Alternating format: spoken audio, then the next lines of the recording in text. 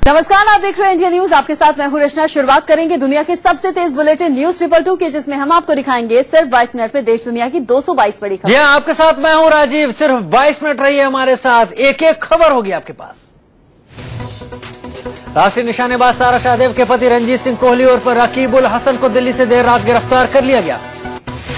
रंजीत के साथ उसकी मां कौशल्या भी थी। पुलिस ने उन्हें भी हिरासत में लिया। दोनों को दिल्ली के लोधी रोड पुलिस स्टेशन के स्पेशल सेल में रखा गया है।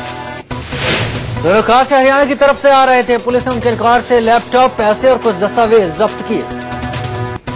झारखंड पुलिस और दिल्ली पुलिस की स्पेशल सेल ने एक ज्वाइंट ऑपरेशन के तहत कोहली की गिरफ्तारी की। कोहली का आज दिल्ली में मेडिकल होगा, फिर उसकी कोर्ट में पेशी होगी। उसके बाद झारखंड पुलिस उसे ट्रांजिट रिमांड पर लेकर रांची जाएगी। रंजीत सिंह कोहली उर्फ रकीबुल हसन का आरोप है कि शादी के बाद उसने तारा शाहदेव पर धन परिवर्तन का दबाव बनाया। वही तारा शाहदेव के मुताबिक सभी सबूतों को अपने पक्ष में करने के बाद रंजीत सिंह कोहली सबके सामने आ रहा है। तारा ने पुलिस की कार्यशैली पर सवाल उठाते हुए कहा कि पुलिस ने आरोपी की गिरफ्तारी को लेकर ढिलमुल रवैया अपनाया। झारखंड के डीजीपी राजीव कुमार के मुताबिक अभी तक कोहली से संबंधित जितने भी दस्तावेज पुलिस के हाथ लगे उनमें तारा के पति का नाम रंजीत सिंह कोहली ही है। गिरफ्तारी से पहले कोहली ने पुलिस को खत लिखा था, जिसमें उसने तारा के सभी आरोपों को खारिज किया। रंजीत के मुताबिक तारा ने 15 लाख रुपए मांगे थे, नहीं देने पर उस पर आरोप लगाए गए। वहीं रांची में रंजीत सिंह कोहली उर्फ रकीबुल हसन के पड़ोसी रहे एक शख्स ने दावा किया है कि कोहली कभी मुस्लिम नहीं था। खुद को कोहली का पड़ोसी बताने वाले शख्स ने यह भी दावा किया कि वो कोहली के परिवार को 80 के दशक से जानता है। दिल्ली के हर्ष विहार इलाके में नाबालिग छात्रा से गैंगरेप का मामला सामने आया है। आरोप है कि ब्यूटी पार्लर जाते वक्त कार सवार बदमाशों ने लड़की को अगवा कर लिया। बदमाश उसे अपनी कार में बिठाकर मेरठ ले गए, जहां उसके साथ गैंगरेप किया। 4 आरोपियों में से एक लड़की का पड़ोसी है। पुलिस ने मामला दर्ज कर लिया, हालांकि किसी की गिरफ्तारी नहीं हुई। यूपी के ग्रेटर नोएडा में आरटीआई एक्टिविस्ट चंद्रमोहन शर्मा की हत्या मामले में नया मोड़ आ गया है। पुलिस के मुताबिक वो मरा ही नहीं है। कर्नाटक पुलिस ने चंद्रमोहन शर्मा को एक लड़की के साथ गिरफ्तार कर लिया। पड़ोसी है। पुलिस ने मामला दर्ज कर लिया, हालांकि किसी की गिरफ्तारी नहीं हुई। यूपी के ग्रेटर नोएडा में आरटीआई एक्टिविस्ट चंद्रमोहन शर्मा की हत्या मामले में नया मोड़ आ गया है। पुलिस के मुताबिक वो मरा ही नहीं है। कर्नाटक पुलिस ने चंद्रमोहन शर्मा को एक लड़की के साथ गिरफ्तार कर लिया है। दरअसल कुछ दिन पहले ग्रेटर नोएडा में एक कार में जला हुआ शव मिला था, जिसकी पहचान चंद्रमोहन शर्मा के रूप में हुई थी। कानपुर में आईआईटी प्रवेश परीक्षा की तैयारी कर रहे एक छात्र ने फांसी लगाकर जान दे दी। मामला कानपुर के सुल्तानपुर इलाके का है, जहां छात्र ने सुसाइड नोट लिखकर आत्महत्या कर दी। फिलहाल पुलिस छात्र के शव को कब्जे में लेकर मामले की जांच कर रही है। कानपुर के फीलखाना इलाके में एक आजादी से पूर्व के अंग्रेज शासक की मूर्ति तोड़ने वाले शख्स को पुलिस ने गिरफ्तार कर लिया है। पुलिस के मुताबिक युवक ने 15 अगस्त को पूर्व अंग्रेज हुक्मरान जॉन स्टुअर्ट की मूर्ति तोड़ दी थी। यूपी के मेरठ में नशे में धुत एक पुलिस वाले ने काफी देर तक ड्रामा किया। पुलिस वाले के ड्रामे से सब लोग परेशान दिखे। लोगों की शिकायत के बाद पुलिस वाले सिपाही को अपने साथ ले गए। मेरठ के खरखौदा इलाके में गुस्साई भीड़ ने हापुड़ रोड पर कई गाड़ियों में जमकर तोड़फोड़ की। एक कार को तो उस समय निशाना बनाया गया जब उसमें 2 लोग सवार थे। लोगों की नाराजगी उस वक्त देखने को मिली जब हापुड़ रोड पर एक ट्रक की टक्कर से 2 बाइक सवारों की मौत हो गई। हादसे के बाद लोगों का गुस्सा फूटा और उन्होंने सड़क से गुजरने वाली गाड़ियों में जमकर तोड़फोड़ की। लोगों ने कई ट्रकों और टैंकरों को भी निशाना बनाया। भीड़ ने ट्रकों पर ईंट पत्थर फेंके। पुलिस ने लोगों को दौड़ा कर पीटा। मुंबई में एक मॉडल से रेप के आरोपी डीआईजी सुनील पारस्कर को सस्पेंड कर दिया गया है। राज्य के गृह विभाग ने मुख्यमंत्री के पास पारस्कर को सस्पेंड करने का प्रस्ताव भेजा था। इससे पहले मुंबई के सेशंस कोर्ट ने उन्हें अग्रिम जमानत दे दी थी। आपराधिक रिकॉर्ड वाले व्यक्ति मंत्री बनेंगे या नहीं, इस पर आज सुप्रीम कोर्ट के संविधान पीठ अपना फैसला सुना सकती है। दरअसल मनोज नरूला ने साल 2004 में सुप्रीम कोर्ट में याचिका दाखिल कर दागी मंत्रियों को यूपीए सरकार से हटाने की मांग की थी। मनोज नरूला ने आरजेडी कोटे के 4 मंत्रियों लालू प्रसाद यादव, जयप्रकाश यादव, एम ए फातमी और मोहम्मद तस्लीमुद्दीन को यूपीए सरकार में शामिल किए जाने पर सवाल उठाए थे। आरजेडी सुप्रीमो लालू प्रसाद यादव के दिल का मुंबई के एशियन हार्ट इंस्टीट्यूट में आज ऑपरेशन होना है। डॉक्टरों के मुताबिक लालू प्रसाद यादव को एरोटिक स्टेनोसिस है। एशियन हार्ट इंस्टीट्यूट के डॉक्टर विजय डिसिल्वा के मुताबिक जांच रिपोर्ट के आधार पर ऑपरेशन करने का फैसला हुआ है। 66 साल के लालू यादव को सोमवार को बांद्रा के एशियन हार्ट इंस्टीट्यूट में भर्ती कराया गया था। डॉक्टर डिसिल्वा के मुताबिक लालू के एरोटिक वॉल्व रिप्लेसमेंट और एरोटिक रिपेयर किए जाएंगे। लालू यादव के हार्ट का ऑपरेशन डॉक्टर रमाकांत पांडा करेंगे, जिन्होंने पूर्व प्रधानमंत्री मनमोहन सिंह के दिल का ऑपरेशन किया था। उधर लालू यादव का हालचाल जानने बिहार के पूर्व मुख्यमंत्री नीतीश कुमार आज मुंबई जाएंगे।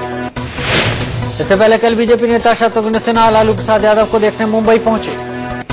मुलाकात के बाद शत्रुघ्न सिन्हा ने कहा कि लालू की हालत पहले से बेहतर है और वो जल्द ही ठीक हो जाएंगे। पूर्व केंद्रीय मंत्री गोपीनाथ मुंडे की बेटी पंकजा मुंडे आज से महाराष्ट्र में संघर्ष यात्रा पर निकल रही हैं। बीजेपी की संघर्ष यात्रा बुलढाणा जिले से सिंदखेड़ से शुरू होगी, जो कि 14 दिन तक चलेगी। सिंदखेड़ छत्रपति शिवाजी महाराज की मां और राजमाता जीजाबाई का जन्म स्थान है। संघर्ष यात्रा के दौरान पंकजा मुंडे 21 जिलों के 71 विधानसभा क्षेत्रों का दौरा करेंगी। बीजेपी संसदीय बोर्ड से सीनियर नेता लालकृष्ण आडवाणी और मुरली मनोहर जोशी को बाहर कर दिया गया है। बीजेपी अध्यक्ष अमित शाह ने संसदीय बोर्ड का पुनर्गठन किया है, जिसमें इन दोनों के साथ पूर्व पीएम अटल बिहारी वाजपेयी को भी हटा दिया गया। बीजेपी ने इन सीनियर नेताओं के लिए एक मार्गदर्शक मंडल बनाया है। साथ ही प्रधानमंत्री नरेंद्र मोदी और गृह मंत्री राजनाथ सिंह को भी मार्गदर्शक मंडल में रखा गया है। कांग्रेस ने कहा मार्गदर्शक मंडल नहीं बल्कि मुख्यदर्शक मंडल है। बीजेपी संसदीय बोर्ड में 12 सदस्य रखे गए हैं और बोर्ड के अध्यक्ष अमित शाह होंगे। संसदीय बोर्ड में पीएम नरेंद्र मोदी, राजनाथ, जेटली, सुषमा स्वराज और वेंकैया नायडू को शामिल किया गया। इनके अलावा बोर्ड में नितिन गडकरी, अनंत कुमार, थावरचंद गहलोत को भी जगह दी गई है। साथ ही मध्य प्रदेश के सीएम शिवराज चौहान, जेपी नड्डा और रामलाल को भी संसदीय बोर्ड में शामिल किया गया। आपको बता दें कि औपचारिक तौर पर पार्टी के सारे अहम फैसले संसदीय बोर्ड में ही लिए जाते हैं। वाजपेयी की अनदेखी पर कांग्रेस नेता और पूर्व प्रधानमंत्री अटल बिहारी वाजपेयी की भतीजी करुणा शुक्ला ने बीजेपी पर निशाना साधा। शुक्ला के मुताबिक अटल आडवाणी के नाम पर मोदी ने चुनाव जीता और काम निकलने के बाद उन्हें किनारे कर दिया। संसदीय बोर्ड के अलावा बीजेपी केंद्रीय चुनाव समिति का पुनर्गठन किया गया, जिसमें 15 सदस्य हैं। इसमें अमित शाह, नरेंद्र मोदी, राजनाथ, जेटली, सुषमा स्वराज, वेंकैया गडकरी और अनंत कुमार को शामिल किया गया है। केंद्रीय चुनाव समिति में थावरचंद गहलोत, शिवराज चौहान, जेपी नड्डा, रामलाल, जुएल ओरांव, शाहनवाज हुसैन और विजय रहाटकर भी शामिल हैं। 4 राज्यों के राज्यपालों के नाम का ऐलान कर दिया गया है। राष्ट्रपति भवन की ओर से ये जानकारी दी गई। कल्याण सिंह राजस्थान के राज्यपाल नियुक्त किए गए तो सी विद्यासागर राव को महाराष्ट्र का गवर्नर बनाया गया। वजुभाई रुद्रभाई वाला कर्नाटक के राज्यपाल बनाए गए हैं, तो मृदुला सिन्हा को गोवा का राज्यपाल बनाया गया है। राज्यपाल बनाए गए बीजेपी के वरिष्ठ नेता कल्याण सिंह ने कहा वो राज्यपाल नहीं बल्कि सेवक की तरह काम करेंगे। कल्याण सिंह ने एक बड़ा बयान भी दिया। कहा सरकार बदलते ही पुरानी सरकार में नियुक्त राज्यपालों को इस्तीफा दे देना चाहिए। केरल की राज्यपाल शीला दीक्षित ने मंगलवार को अपने पद से इस्तीफा दे दिया। उन्होंने इस बात की पुष्टि की कि सोमवार को ही राजनाथ सिंह से मिलने के बाद उन्होंने राष्ट्रपति को इस्तीफा सौंप दिया था। राजनीति में वापसी के सवाल पर उन्होंने खुलकर कुछ नहीं कहा, सिर्फ ये कहा इस्तीफा मंजूर होने के बाद ही वो कुछ कहेंगे। शीला के दिल्ली लौटने की संभावना से सियासी हलचल बढ़ गई है। कांग्रेस नेताओं का मानना है कि इससे दिल्ली में कांग्रेस को फायदा होगा। दिल्ली विधानसभा चुनाव के मद्देनजर आम आदमी पार्टी की इन दिनों जनसभा करने में व्यस्त है। इस मौके पर उन्होंने दिल्ली की बुनियादी समस्याओं को उठाकर जनता को रिझाने की कोशिश की। पूर्व दिल्ली नगर निगम की स्टैंडिंग कमेटी की बैठक में जमकर हंगामा हुआ। लोकल कंपनी की कोल्ड ड्रिंक दिए जाने पर विपक्षी पार्षदों ने बैठक में ही कोल्ड ड्रिंक की बोतलें फेंककर विरोध जाहिर किया। विपक्षी पार्षदों का कहना है लोकल कंपनी कोल्ड ड्रिंक पीने से बीमार होना तय है। विपक्ष का आरोप है कि सत्ता पक्ष छोटी छोटी चीजों में पैसे बचाकर उनका गबन करने में जुटा है। दिल्ली में ई रिक्शा पर पाबंदी जल्द हटने की उम्मीद है। सड़क परिवहन मंत्री नितिन गडकरी ने भरोसा जताया। कल यानी 28 अगस्त को हाईकोर्ट में इस मामले की सुनवाई है। उससे पहले दिल्ली बीजेपी के अध्यक्ष ने गडकरी से मुलाकात की है। इस बीच दिल्ली कांग्रेस ने कल उत्तम नगर इलाके में ई रिक्शा चालकों के समर्थन में जोरदार प्रदर्शन किया। महाबल मिश्र की अगुवाई में कांग्रेसियों ने सड़क जाम की। ई रिक्शा चालकों ने कोर्ट से अपील की अगर ई रिक्शा को इजाजत नहीं मिली तो भुखमरी की कगार पर आ जाएंगे। यूपी के सरधना से बीजेपी विधायक संगीत सोम को Z श्रेणी की सुरक्षा मिलेगी। आपको बता दें खुफिया एजेंसियों ने रिपोर्ट दी थी संगीत सोम की जान को खतरा है। यूपी के गृह सचिव कमल सक्सेना ने कहा कि विधायक संगीत सोम की Z सिक्योरिटी के बारे में उन्हें कोई जानकारी नहीं मिली है। गृह सचिव के मुताबिक संगीत सोम को पहले से ही हाईकोर्ट के आदेश पर 22 श्रेणी की सुरक्षा दी गई थी। इस बीच शामली से बीजेपी विधायक सुरेश राणा ने भी अपनी जान को खतरा बताया है। सुरेश राणा के मुताबिक जांच एजेंसियां भी उनकी जान को खतरा बता चुकी हैं। महाराष्ट्र विधानसभा चुनाव से पहले महाराष्ट्र नवनिर्माण सेना को तगड़ा झटका लगा है। एमएनएस के कद्दावर और मुस्लिम नेता हाजी अराफात ने पार्टी के सभी पदों से इस्तीफा दे दिया। वो पार्टी के उपाध्यक्ष और वाहतुक सेना के अध्यक्ष थे। एमएनएस छोड़ने के बाद वो कहां जाएंगे इसका खुलासा अभी नहीं हुआ। अराफात के साथ वादक सेना के उपाध्यक्ष उबैद खान समेत सैकड़ों लोगों ने पार्टी छोड़ दी है। शेख ने दावा किया आने वाले दिनों में जल्द ही पार्टी के कई नगर सेवक पदाधिकारी पार्टी छोड़ेंगे। हाजी अराफात शेख के मुताबिक राज ठाकरे मुस्लिम मुद्दों को तवज्जो नहीं देते, इसलिए उन्होंने पार्टी छोड़ने का फैसला किया। शंकराचार्य ने एक और विवादित बयान देते हुए कहा हिंदुओं को 2 शादियों की इजाजत मिलनी चाहिए। स्वरूपानंद सरस्वती के मुताबिक संतान पाने के लिए हिंदुओं को बिना तलाक 2 पत्नी रखने का अधिकार मिलना चाहिए। सरकारी विमान कंपनी एयर इंडिया ने 100 रुपए में टिकट का ऑफर दिया है। कंपनी की वेबसाइट पर इसकी बुकिंग 27 अगस्त से 31 अगस्त तक की जा सकेगी। इस ऑफर के तहत 27 अगस्त से 30 सितंबर तक सफर किया जा सकेगा। कंपनी 27 अगस्त को एयर इंडिया दिवस के रूप में मना रही है, जिसके मौके पर पेशकश की गई है। कर्मचारी भविष्य निधि संगठन ने भविष्य निधि की जमा राशि पर ब्याज दर में कोई बदलाव नहीं किया। इस वित्त वर्ष में ब्याज दर 8.75% पर ही बरकरार रहेगी। यूपी में मुजफ्फरनगर में हिंसा को आज 1 साल हो गया। यूपी के गृह सचिव के मुताबिक मुजफ्फरनगर में प्रशासन सतर्क है और सुरक्षा के कड़े बंदोबस्त किए गए हैं। मुजफ्फरनगर के कवाल गांव में पिछले साल आज ही के दिन सचिन और गौरव नाम के लड़कों की हत्या की गई थी, जिसके बाद हिंसा भड़की। यूपी के मुरादाबाद में भी बिजली कटौती के खिलाफ भड़का लोगों का गुस्सा, लोगों में मशाल लेकर प्रदर्शन करते हुए लोग देखे गए।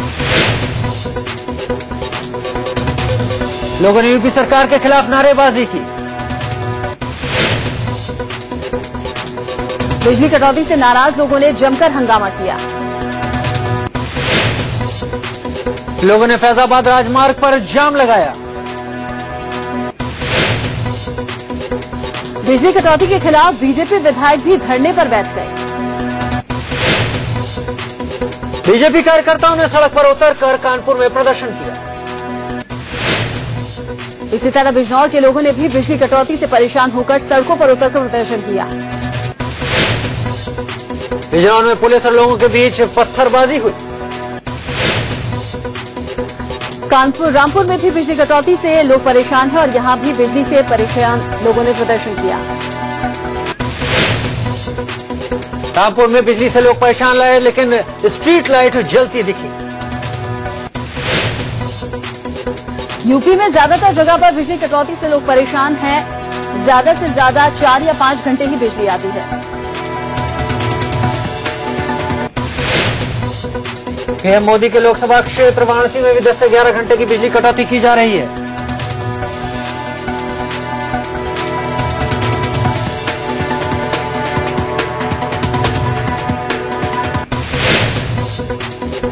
गोरखपुर इलाहाबाद में भी बिजली कटौती से लोगों का बुरा हाल है।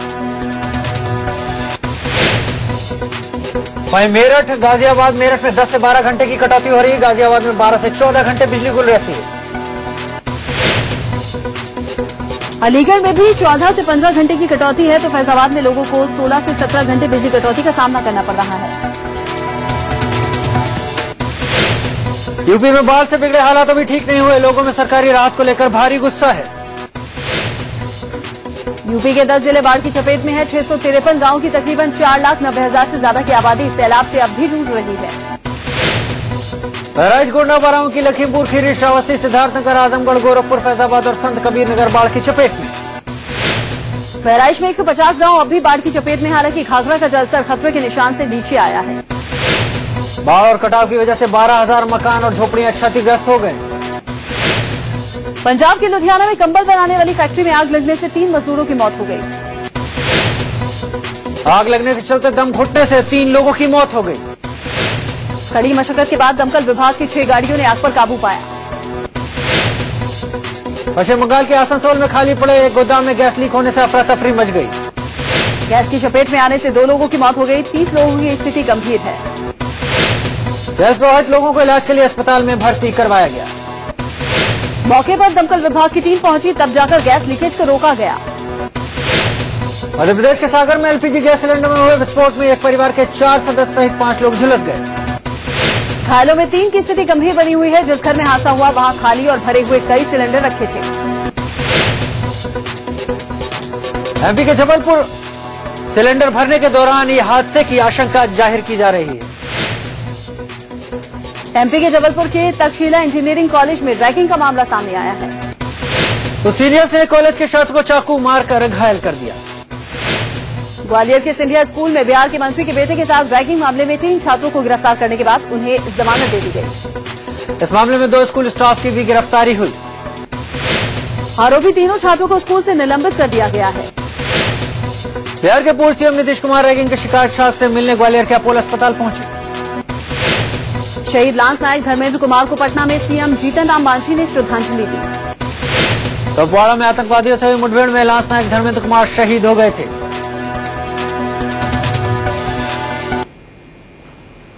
ब्रेक के बाद आगे बढ़ते हैं। तो चलिए बढ़ते हैं अगली खबरों पर। दिल्ली के मालवीय नगर इलाके में एक अस्पताल की लापरवाही का मामला सामने आया। आरोपी के ऑपरेशन के दौरान डॉक्टर से पीड़ित महिला के पेट में कैंची और रुई छोड़ दी।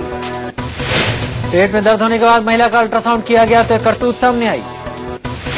गुजरात की गांधीनगर में पुलिस की गाड़ी को एक ट्रक ने जोरदार टक्कर मार दी। हादसे में 2 पुलिसकर्मियों और एक आरोपी की मौत हो गई। अलीगढ़ में 2 ट्रकों की जबरदस्त भिड़ंत में दोनों ट्रकों के ड्राइवर की मौत हो गई। टक्कर इतनी जबरदस्त थी कि दोनों गाड़ियों में आग लग गई। यूपी के महाराजगंज में घुगली रेलवे स्टेशन पर एक मालगाड़ी पटरी से उतर गई। ट्रेन एमपी के दमोह से बिहार के सीतामढ़ी जा रही थी। आगरा में एक बड़ा ट्रेन हादसा टल गया। चेन्नई दिल्ली दुरंतो एक्सप्रेस के लगेज कोच का व्हील स्टैंड टूट गया। घटना की जानकारी मिलते ही ट्रेन से लगेज कोच हटा दिया गया। बिजनौर में एक स्कूल बस पलटने से 2 बच्चों की दर्दनाक मौत हो गई। बस का ड्राइवर शराब के नशे में था। यूपी के कन्नौज में एक स्कूल के प्रिंसिपल पर छात्रों को बुरी तरह से पीटने का आरोप लगा है। छात्रों के परिजनों ने प्रिंसिपल के खिलाफ शिकायत दर्ज करवाई। लखनऊ में बेखौफ बदमाशों ने एक बीटीसी सदस्य को चाकू से गोदकर गोली मार दी। इलाज के दौरान उसकी मौत हो गई। गाजियाबाद में बदमाशों ने दिनदहाड़े एक युवक की गोलियों से भूनकर हत्या कर दी। युवक को 5 गोलियां मारी गई जिससे मौके पर ही उसकी मौत हो गई। कुशीनगर में ससुर का अंतिम संस्कार करने गए शख्स और उनके बेटे की नदी में डूबकर मौत हो गई। काफी मशक्कत के बाद बेटे का शव तो मिल गया लेकिन पिता के शव की तलाश जारी। यूपी के गोंडा में नाबालिग लड़की से गैंगरेप का मामला सामने आया है। लड़की को अकेला देख 2 मनचले युवक ने अपनी बाइक पर उसे खींच लिया और पास के स्टेशन में ले जाकर वारदात को अंजाम दिया। भागने के दौरान एक युवक का मोबाइल गिर गया। उसी मोबाइल के आधार पर पुलिस ने आरोपियों को खोजा। यूपी में महिलाओं पर हो रहे अत्याचार के विरोध में इलाहाबाद में यूनिवर्सिटी के छात्रों ने बाइक रैली निकाली। छात्रों की जागरूकता रैली शहर के कई हिस्सों से होकर गुजरेगी। यूपी के इटावा में एक नाबालिग लड़के ने गरीबी से परेशान होकर खुदकुशी कर ली। युवक की मौत के बाद प्रशासन ने उसके परिवार को मदद करने का भरोसा दिया। बदायूं में बदमाशों के साथ एसटीएफ की मुठभेड़ में 3 बदमाश पकड़े गए। एसटीएफ के आईजी के मुताबिक पुलिस के 2 जवान भी जख्मी हो गए। मुंबई में इस बार गणेशोत्सव पर एक खास मूर्ति आई है। 24 कैरेट से बनी गोल्ड की यह मूर्ति 5 फीट लंबी और 4 फीट चौड़ी। करीब 40 किलो की यह मूर्ति थाईलैंड में बनी है। इस खास मूर्ति के लिए सुरक्षा भी खास है। सूरत में गणेश जी की 600 करोड़ की हीरे की मूर्ति चर्चा का विषय बनी हुई है। गणेश जी की मूर्ति हीरा कारोबारी कनु आसोदरिया के पास है। कारोबारी के मुताबिक ये मूर्ति 12 साल पहले कच्चे हीरे के जत्थे में मिली थी। गणपति की मूर्ति 182 कैरेट शुद्ध हीरे की। मुंबई में इस बार लोग मिट्टी से बने इको फ्रेंडली गणपति की मूर्ति खरीद रहे हैं। मुंबई में गणपति के 10,000 से ज्यादा पंडाल हैं और 10 लाख से ज्यादा घरों में लोग गणपति स्थापना करते हैं। पुणे में गणेशोत्सव के मौके पर गणपति के साथ साथ इस बार प्रधानमंत्री नरेंद्र मोदी की मूर्तियों की भी डिमांड है। कलाकारों ने पारंपरिक वेशभूषा में सजे धजे लोगों के साथ स्कूल गर्ल की मूर्तियां बनाकर एक संदेश देने की कोशिश की।